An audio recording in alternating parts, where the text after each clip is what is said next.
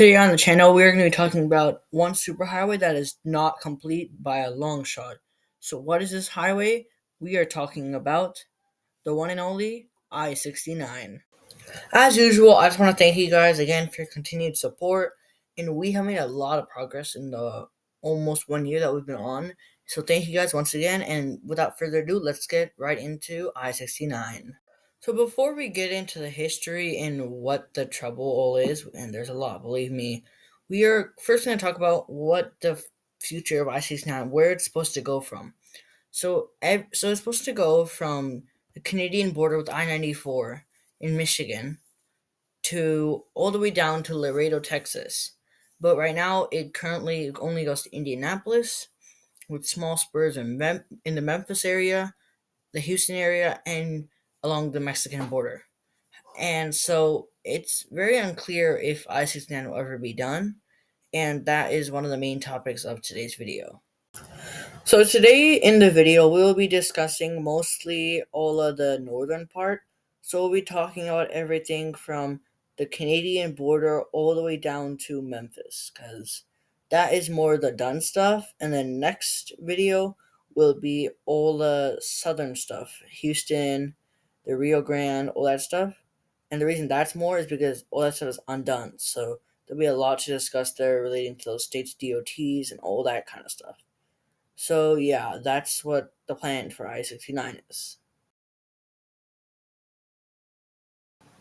Now, I-69 was originally a small interstate that was the size of like one of the smaller ones, like maybe I-88 or maybe a little bit bigger than that. But it originally was supposed to go from in the area of Michigan and Indiana. So it started out in the northern part, which is why the northern part is more done, because it was supposed to go from Indianapolis through Fort Wayne to give that an interstate, then go meet 1980, and then go ahead and go into Michigan, where Flint was originally the interstate north and at I-75, but then they extended it to the Canadian border where it meets I-94 later in the 1990s. So that's the original beginning of I-69 until some people got a little bit too ambitious. Now we will start our journey here for all my Canadian people, road geeks, and Control City Freak viewers. You guys can all see that this is where the Canadian 402 from Ontario will go ahead and cross the border on the Blue Water Bridge and become I-94 and I-69. So this is the humble beginning of I-69. So here in the US, we've got our first exit, and we can see that already 94 and 69, they're concurrent, and they're signed for Detroit and Flint, which is great signage on that part because 94 goes to Detroit and 69 goes to Flint. And at this point, it's too early to sign Indianapolis or Lansing or anything else you'd want to sign. So yeah, that's the right move. So this is a map of I-69 to Michigan, which is the only state where I-69 is fully complete. So here we can see that I-69 will go through, it will start out with I-94, then it'll go through Flint, Lansing, and then meet up with I-94 again, and then it will pass by, and then it will enter the state of Indiana. So here at the split with I-94 and I-69, we can see that I-69 is signed for Flint and Lansing, which makes a lot of sense. I mean, it is kind of like a Detroit bypass, so Lansing is a good move there. Flint, definitely. So yeah, this is a pretty good signage. At random interchanges, we are getting Flint as our control city, so yeah, pretty good right there. Here in Flint, we meet I-475, which is signed for Detroit and Saginaw because it will meet 75 on both sides very shortly, as we will head into downtown Flint. Here on the western outskirts of Flint, we meet I-75, which is signed for Saginaw and Detroit, which makes sense. We are signed for Lansing, which makes sense because that is the next big city I-69 will hit. At random interchanges, it is Lansing that is signed. Here on the outskirts of Lansing, we meet Business Route 69, which is heading into East Lansing and then eventually downtown. So, yeah, but we will go around Lansing. And here on the northern side of Lansing, we meet US 127 heading to Lansing and I think it's Clare. But and now we are signed for Fort Wayne, which I think could work. You might want to put Grand Rapids on there, maybe, I don't know. But I also think Chicago might be a good sign here because there might be a lot of traffic heading in, especially once we reach I 96. That might be heading down and then taking I 69 down to I 94, because the way the angles work, there might be a lot of traffic that does this. So I think Chicago might be a good secondary, but Fort Wayne definitely great. That's awesome. Now this sign's from a few years ago because they got rid of the sign during construction and they never replaced it, I guess. But as we can see, we are meeting I 96. Ooh, so we got the number thing, so that's nice. And we can see that I 96 westbound is heading towards Grand Rapids, but we are going to be concurrent with I 96 eastbound, so we are assigned Detroit and Fort Wayne. Not soon after we start joining up with I 96, we meet I 496, which heads right into downtown Lansing and then meets up with I 96 on the other side. And one exit later, we leave I 96, and now we're assigned for Charlotte and Fort Wayne. I think just Fort Wayne would do the job just fine. And about a good 20, 30 miles later, we meet up with our OG I 94. And just like childhood friends, this will be the last time we ever see them again. And I 94, signed for Chicago and Detroit, we continue on south to Fort Wayne. Welcome to Indiana. And not long after we enter the state of Indiana, we meet I-80 and I-90, the Indiana Toll Road, time for Toledo and Chicago. Great signage there, and wow, man, this is a very condensed sign. They could east-west. Now they got to do it regular turnpike fashion, get all the exits off, and then split them up. Now here in northern Indiana, I-69 is completely done. This is the longest straight stretch from going from Fort Huron in Michigan down to I 465 in Indianapolis. This will be the longest. This is the only complete stretch. After that, we will hit some interesting situations, and that will be discussed later. But for now, I just want to show you this part of northern Indiana. So as you can see, there is one spur in Fort Wayne that goes around I 469. Other than that, I 69 has no other spurs and it just heads on right down. Here in the general Fort Wayne area, we mean 469, which is actually not signed for anything. It just says the U.S. highways, and I 69 is not signed for anything either. So that's kind of weird. And here we are. This is on I 469, that same interchange. We are signed south for Indianapolis, which we haven't really reached downtown of Fort Wayne, but I guess Indianapolis is okay there. So US 27 South is what you'd take off of I 69 to get into downtown Fort Wayne. So we're going to take that through town and just see where that takes us, because let's look at downtown Fort Wayne. So here, before we get to downtown Fort Wayne, like right north of it, we split into two carriageways. So yeah, and then now we're going to head straight into downtown Fort Wayne.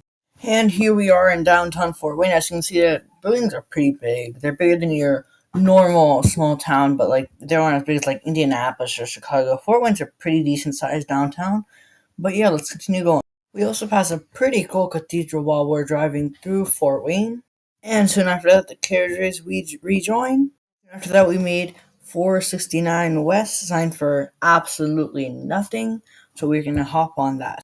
And so here we are back at I-69, this time on the south side, and now we are signed south for Indianapolis. Now, I skipped ahead to Indianapolis, and this is where we hit our first problem, because we have 465 on both sides, but there is no I-69 in Indianapolis. Like, it will suddenly disappear to south of Indianapolis. So, right now, I-69 traffic is diverted onto I-465 South. And even here you can see that's the right lane. That's not even the through traffic. That's the right lane. So, this is one of the only places where I-69 in Indiana is actually not here. So, we're going to follow I-465 South. Now we are meeting I-70, and again, there's no mention of 69. Like, it doesn't exist. It's not here. It's just gone. So, again, another fail on Indiana State DOT fault, but I can understand why. But they've had time to do it. Like, this is going to be the route of I-69 someday, so they could just paint those shields and get it over with. So And here we are meeting I-74, and it is also going to join I-465. So will we get I-64, I-74, I-69, and I-465 signage? Let's find out. And the shocking answer is no, no, no, not at all. We get a control city, but we don't even get any mention of I-69. Let's take a look at why I-74 and I-69 are stuck on I-465 for this whole time. So I-74 and I-69 were, of course, supposed to go through the town, but due to something known as the interstate revolts, which have caused a few other issues like the I-83, I-70, all that stuff in Baltimore, they never went through. So instead, they put them on 465. And that's not bad. But the only thing is, they could easily get rid of I-465 because there is another interstate like I-465 that only carries other interstates on it. So there's 0 point of it. I-465 should, in theory, only exist from I-74 in the north to I-69 in the north. And then you could rename it something like I-765 or something like that, because we don't need a spur getting signed, but not the real interstates getting signed. So I think there's no point to most of I-465. And a few exits after I-65, we meet Indiana 37 South, so we are going to hop on that. Now, this is a recording, so watch this of how satellites look at I-69 south of Indianapolis.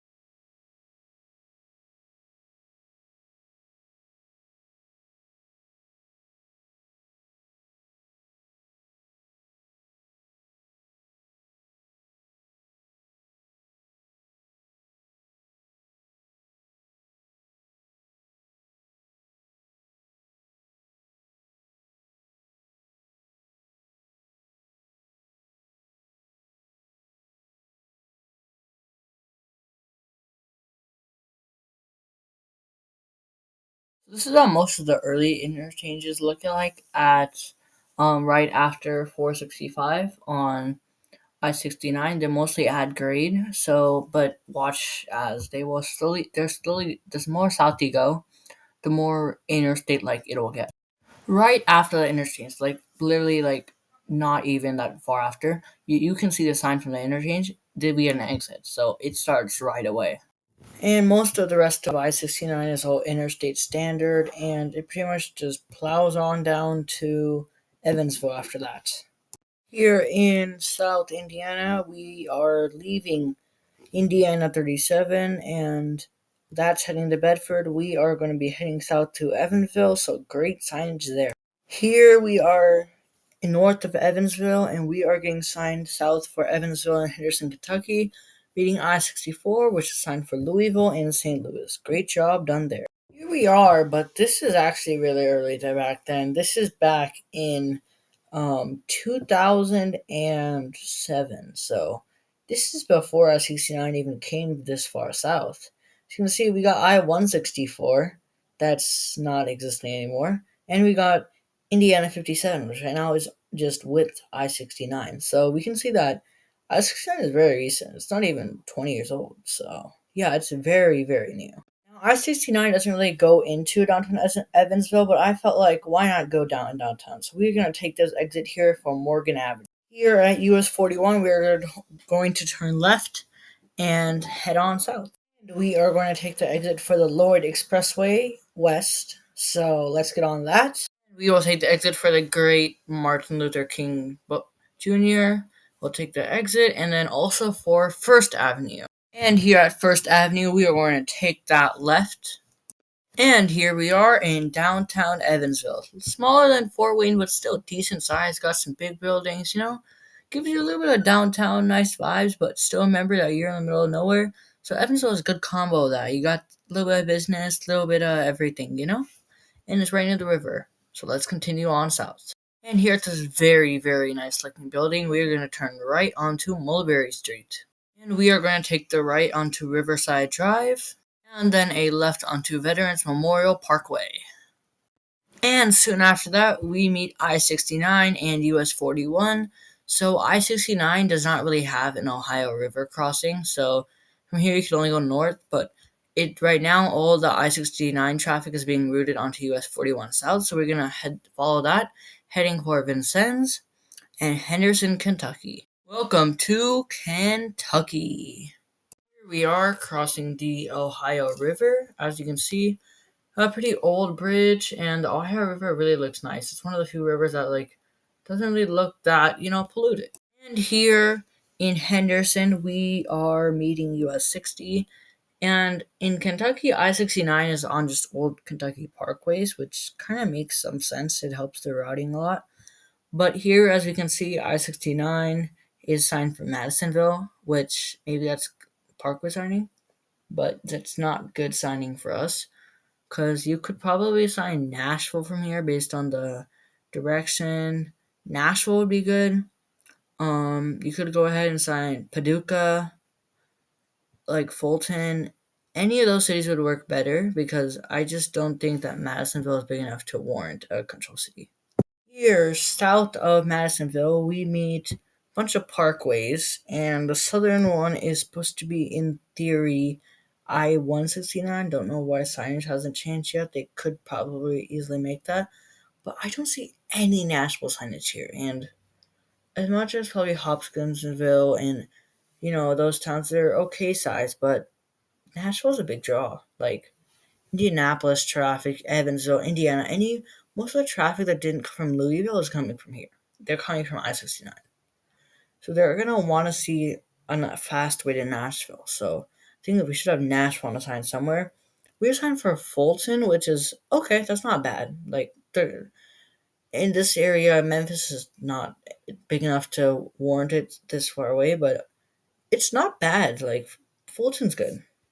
So in Kentucky, I-69 starts by going south from Henderson. Then it meets the Western Kentucky Parkway, takes that west, and then meets I-24. They have concurrency west till about Calvert City. Then from there, I-69 heads on south till Fulton at the Tennessee border, where it abruptly ends, but the Tennessee does not have I-69. We are meeting I-24, and now we are signed for Paducah, which makes sense because I-24 kind of does get preference here.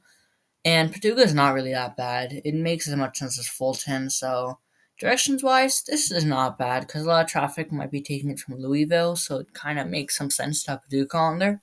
So I think this is not a bad signage. Here in Calvert City, we are leaving I-24, and now we are heading down south to Fulton. Here in Calvert City, we are leaving I-24, and now we are heading down south to Fulton. And here we get to Fulton, and Tennessee welcomes us, which means I-69 is gone, and we are done. So now, let's look at the unfinished. There's barely any unfinished portions of I-69, but let's look at the little unfinished portions of I-69 there are in Indiana and Kentucky. So this is on Indiana has made a whole website that will actually make this whole. It's all I-69 in Indiana, so we're going to click on this, I-69 construction. So, not a lot. This is all basic stuff. This is all right south of Indiana, where some stuff is still going down. So, yeah, you can see a few interchanges going down. And If we click on 465, they started their stuff in 2022, and they're making eastbound lanes, and they're adding travel. We got a bridge that's being made, and we're finally gonna get more lanes to hold the traffic. And the only thing missing is the I-69 shields. And there's not a lot of stuff here. It's all related to Indianapolis. But there is one more place that I don't know if this website really covers that much. And that is the Ohio River crossing. Because that is a big part that's still not done yet. If we check here, it's all I-465 stuff. And now on to the Ohio River crossing. So we do have a website here that's part Kentucky, part Indiana about the Ohio River crossing. So section 1 is they are going to make some improvements in Kentucky, in Henderson. That way I-69 is more interstate standards. And then 9 new bridges, they're really getting ready to make I-69 more interstate.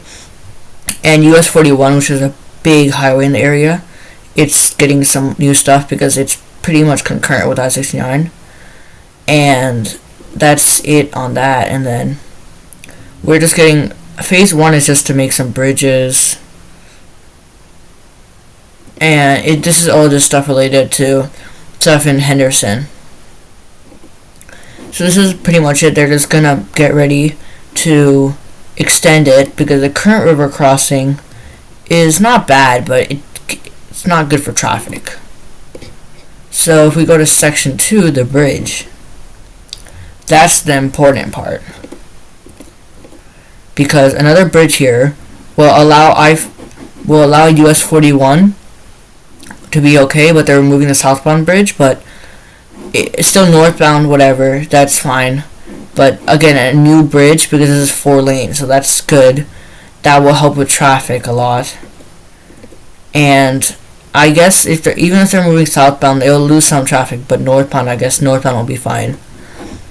And then section 3 is Indiana, which means they will just be making the interchange and making it a little bit better, nicer to use. Which Indiana part won't be that hard. It will be pretty easy to do on Indiana side. So that's all the incomplete sections of I-69 in Indiana and Kentucky. Not much. Welcome to Kentucky. We're back. Here in Fulton, we are getting signed Mayfield, which is not a good choice. That's just the next big city over. That is not a good choice. That's not big enough. At this point, you should be signing Paducah.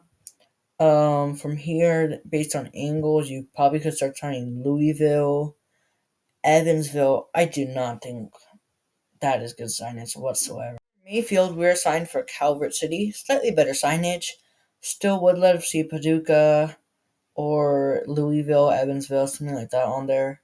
Calvert City's just a small town. It could be counted as part of the river communities, but Paducah's the bigger draw. But I guess from here, there are other ways to get to Paducah, but I don't really agree with Calvert City that much.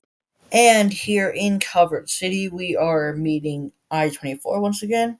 I-24 West being signed for Paducah and Calvert City, which again, see, if they're going to sign it, why do we need to sign it that directions? I guess they make sense, but now we're going to sign for Henderson, which is okay, but again, you're going to see the Western Kentucky Parkway. Where is that eventually going? I-65, which is close enough to Louisville. They're getting real close there.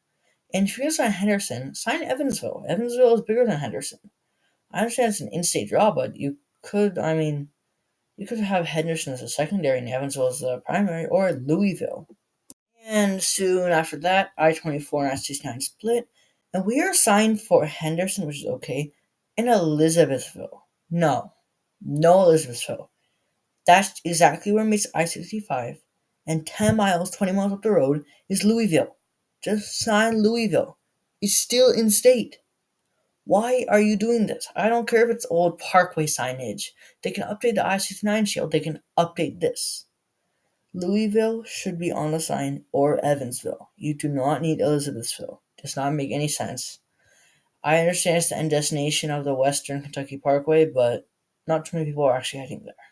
And here we meet the parkways again at the interchange with unsigned I-169, and we are signed for Henderson. I think Evansville at this point. You could put that on the sign, or Indianapolis. Maybe just maybe, because Henderson is okay, but from this place, I don't think it's big enough that it just needs. We're not like it's not like we're far away and something else to sign. Like that makes a little bit more sense in Paducah, but here, no, not at all.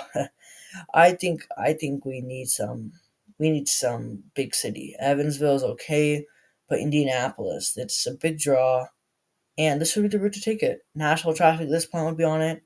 We would see a lot of nice traffic. So I think at this point it's a good draw. So I think we should have Indianapolis, Evansville, something like that, and Elizabethville and Hopkinsville, Nashville and Louisville. I think that's the way to go.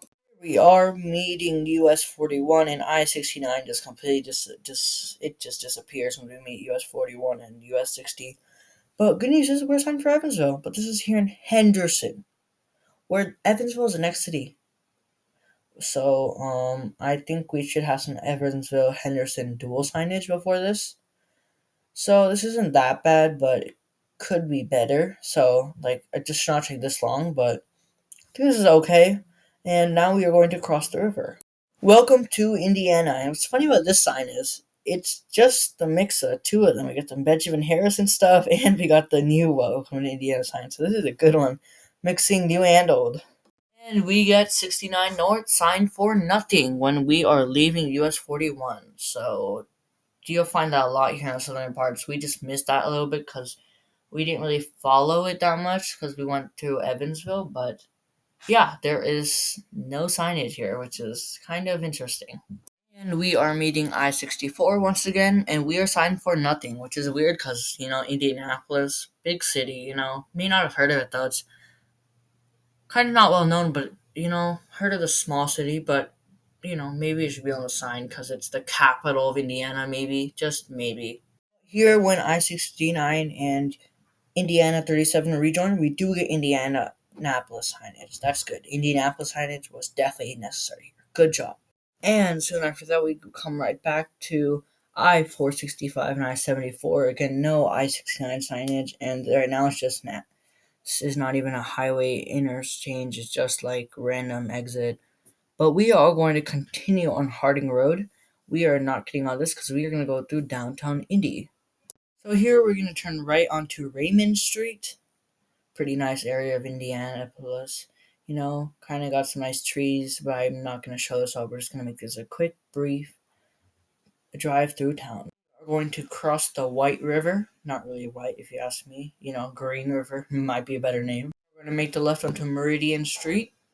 We are going to go right under I-70.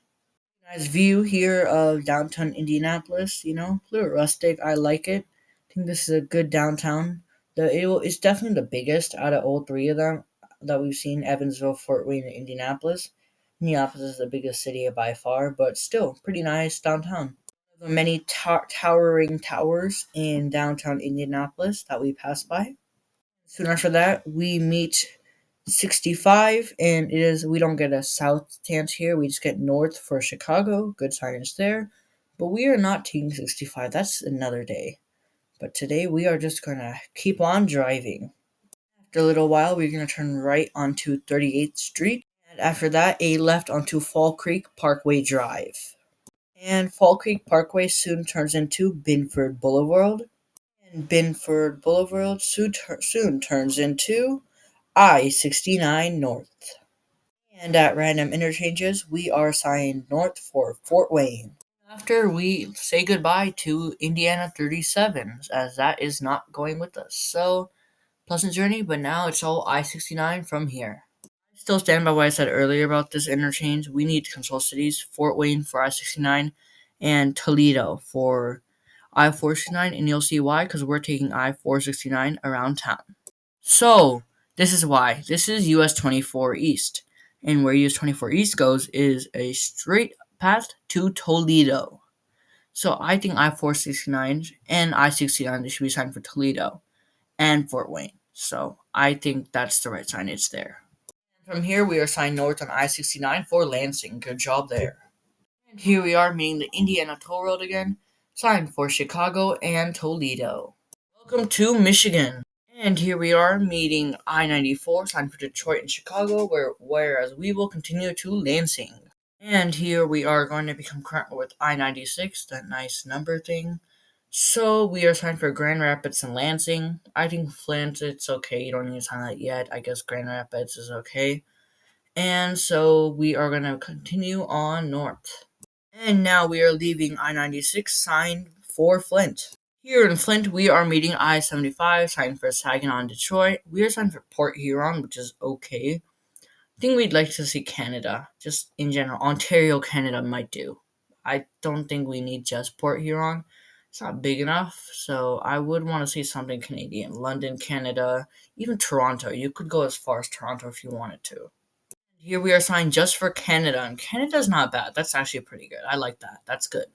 Quality is really bad here, but we can say it says Bridge to Canada, so that is the end of I-94 and I-69. Thank you very much for watching this episode of Geography Made Simple. Hope you guys enjoyed. We'll be back soon with the other part of I-69. This has been great, and yeah, we'll see you next time.